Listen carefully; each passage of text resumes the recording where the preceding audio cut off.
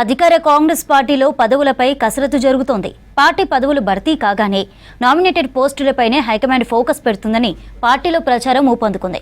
Party పదవి కోసం కొందరు నామినేటెడ్ కోసం, ఇంకొందరు దేన్ని సెలెక్ట్ చేసుకోవాలన్న దానిపై టెన్షన్ పడుతున్నారు.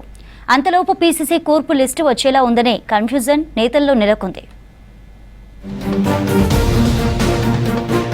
త్వరలోనే పీసీసీ కమిటీ లిస్ట్ రిలీజ్తో పాటు నామినేటెడ్ పోస్టుల భర్తీ ఉంటుందన్న ప్రచారం జరుగుతోంది.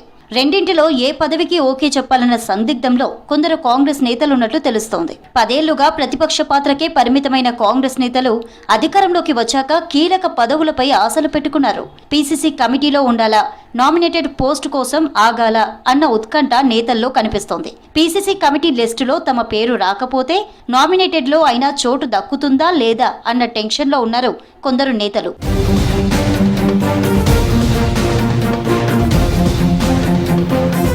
ఇప్పటికే పార్టీ ప్రభుత్వ పరంగా పోస్టులపై నేతల అభిప్రాయాలు తీసుకుంది హైకమాండ్.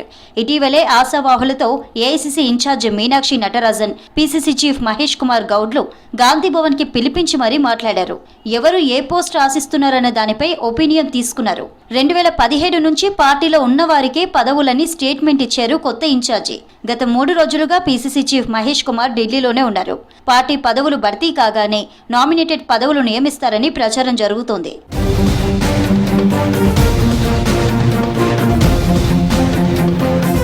నామినేటెడ్ పదవిపై ఆశలు పెట్టుకున్న వాళ్లకు పరిస్థితి అర్థం కావడం లేదు. నామినేటెడ్ పదవి రాకుంటే ఎలా?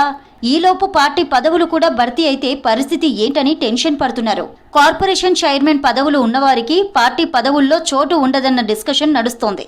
ప్రస్తుతం కార్పొరేషన్ చైర్మన్ పదవుల్లో ఉన్నవాళ్లు పార్టీ అధ్యక్ష పదవులు, పీసీసీ కమిటీలో చోటు కోసం ప్రయత్నం చేస్తున్నారు.